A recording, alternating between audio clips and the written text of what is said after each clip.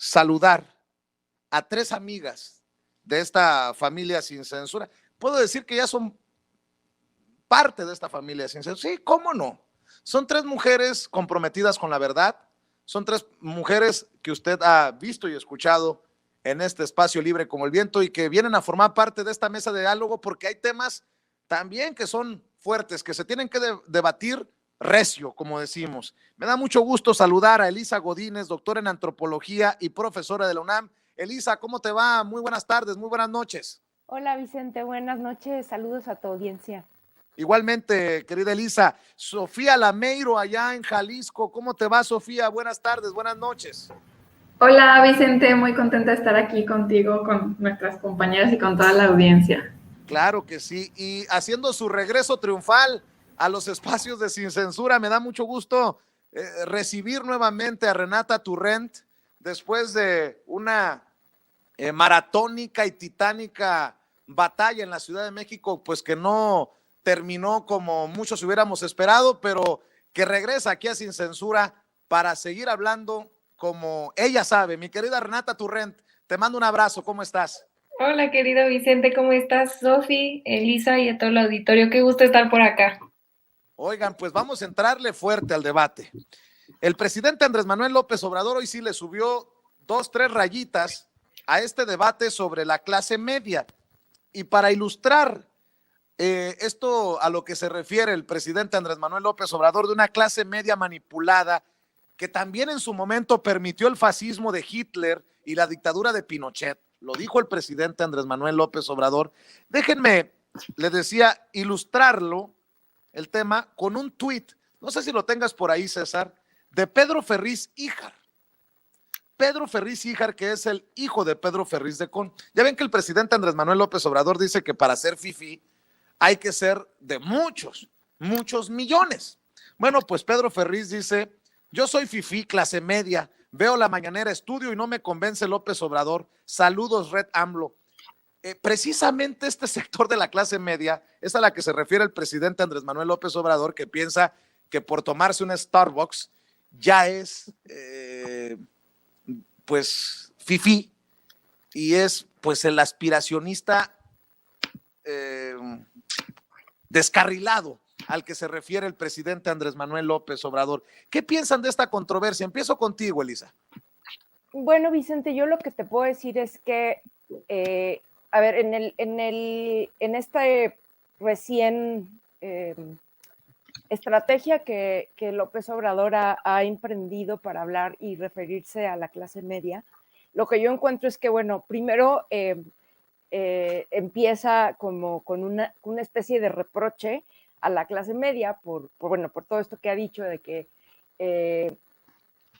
por ejemplo, en la Ciudad de México, la clase media votó de una manera desinformada y bueno, ha sido una clase media que digamos, con como él lo dice, aspiracionista, que normalmente, bueno, pues es individualista y egoísta y demás. Entonces es como una especie de reproche para explicar también, pues, la situación, en principio, de lo sucedido recientemente en... Perdóname, déjame interrumpirte porque creo que te estamos perdiendo. Te ofrezco una disculpa. Hablabas de esta clase media aspiracionista y te empezamos a perder. Te ofrezco una disculpa, no sé si sea solamente yo, pero a ver, nuevamente, Elisa. No, eso, que un poco es una estrategia de López Obrador plantearlo, digamos, en un primer momento como una suerte de ponerlo en el debate y hacer una suerte de reproche a la clase media, pero vista de manera muy general. Y luego ya después hace otro tipo de declaraciones López Obrador diciendo que, bueno, que la clase media, no, digamos, no es mala por sí misma y que lo ideal es hacer que se expanda, ¿no?, la clase media, pero que esta clase media debe de tener mayor conciencia social, que no debe de ser, digamos, aspiracionista, egoísta, individualista y demás, ¿no? Entonces, digamos que en principio yo lo veo como una estrategia, como muchas términos discursivos que el presidente echa a andar todos los días en su espacio a la mañanera.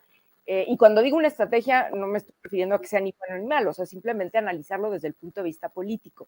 Entonces, claro que lo que él dice tiene razón, en algún sentido sí lo tiene. Yo en lo personal creo que el debate del tema de la clase media tiene matices, pero independientemente de lo que yo opine, de los matices que hay que hacer en este tipo de mesas y de debates y de discusiones, lo cierto es que no le falta razón, ¿no?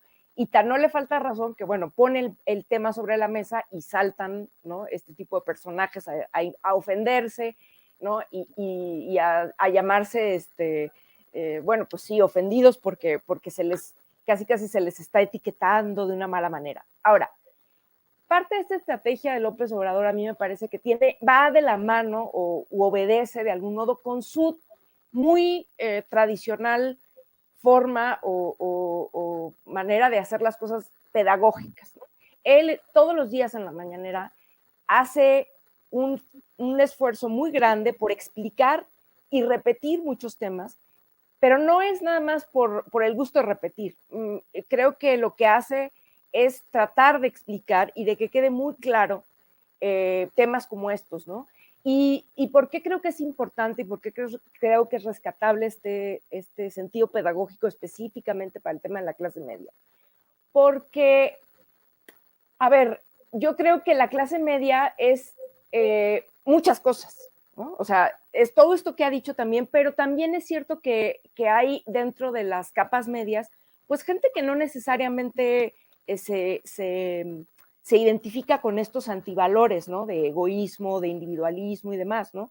También hay mucha gente que se identifica como clase media, muchas veces sin necesariamente pertenecer en el estricto sentido a ese sector económico de la población con esas características, pero que de algún modo no encaja tan en este esquema tan, digamos, dicotómico que el presidente plantea. Entonces, me parece importante que se abra el debate de por sí y que bueno, que como sociedad discutamos eso, ¿no? Porque creo que el tema de la clase media va de la mano de muchas otras cosas, como por ejemplo, en las redes sociales hemos visto en los años recientes ciertos temas que están allí, que antes no se hablaban mucho y que van también de la mano con estas críticas, ¿no? El tema de la discriminación, el tema del racismo, se están planteando sobre la mesa muchos temas que, claro, incomodan, pero que es necesario discutirlos. Vamos a preguntarle a Sofía Lameiro, ¿cómo ves estas referencias que hace el presidente Andrés Manuel López Obrador, Sofía? O sea, no toda la clase media, que permitió el fascismo de Hitler y la dictadura de Pinochet, así lo dijo el presidente.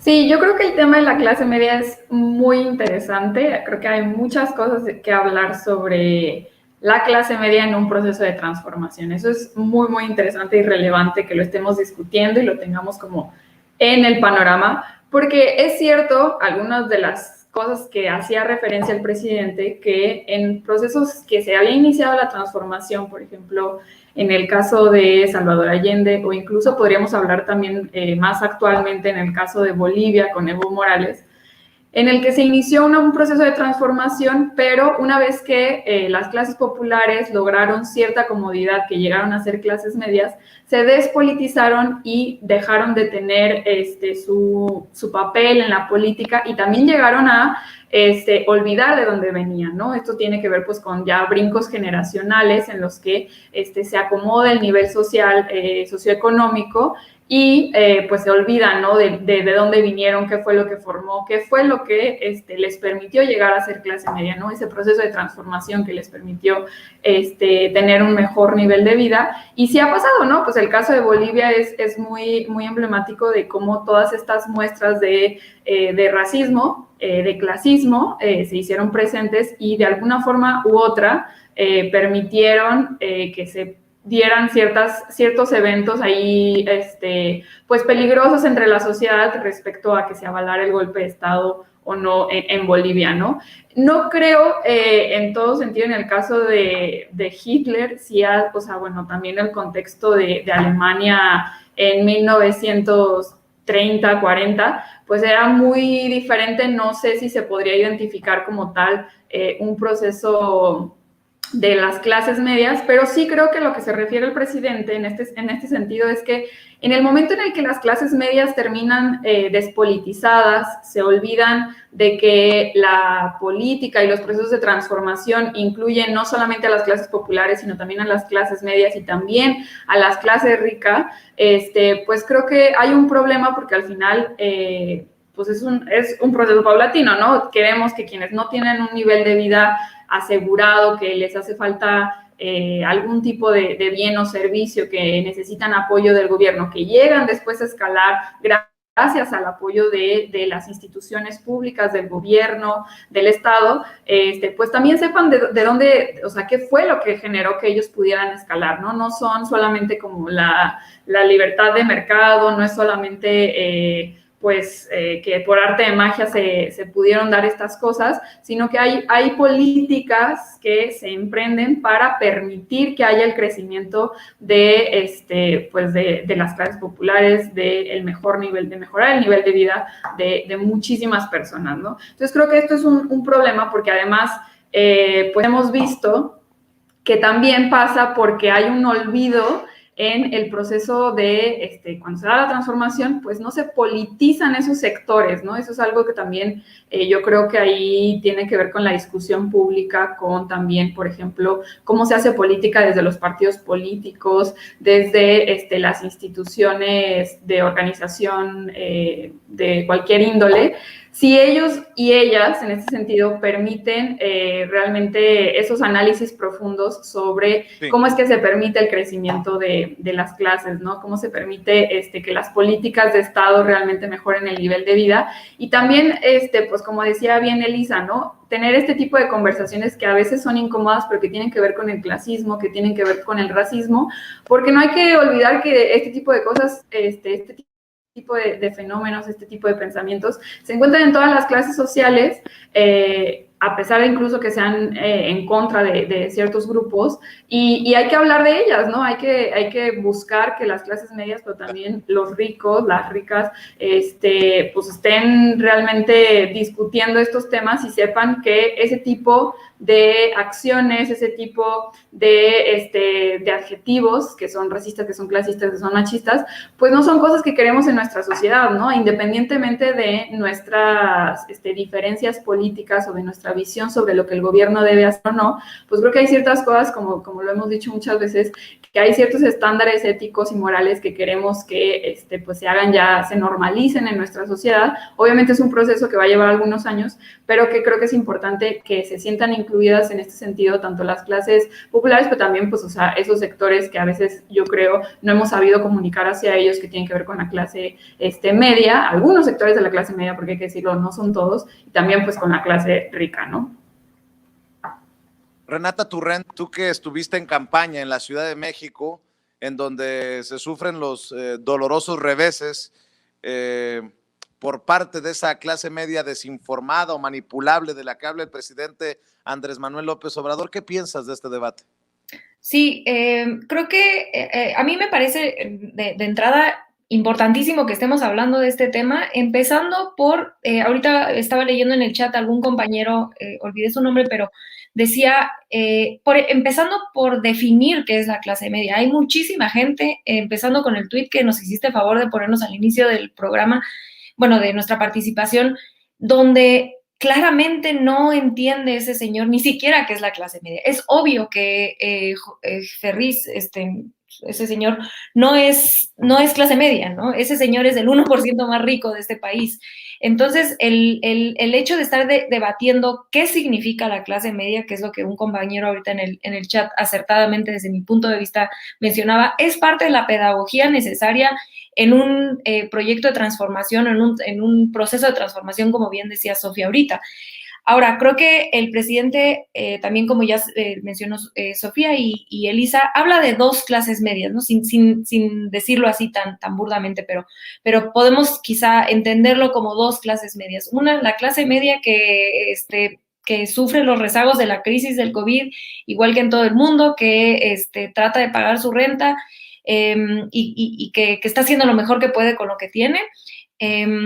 Y otra clase media muy específica a la que sí está tratando de polemizar creo yo, desde un punto de vista muy, o con una estrategia muy pedagógica, como suele hacer el presidente, y es esta clase media sí aspiracionista, sí muy manipulable, y sobre todo creo que el punto importante aquí a recordarle a la gente es que esa clase media a la que se refiere, que también, como decía Sofía, es clasista, profundamente clasista muchas veces, es instrumentalizada por los partidos políticos de derecha, y no solamente aquí lo está haciendo el PAN, el PRIAN, sino dio los ejemplos que ha pasado históricamente en otros países, ¿no? Eso es una realidad histórica que él está poniendo en la mesa.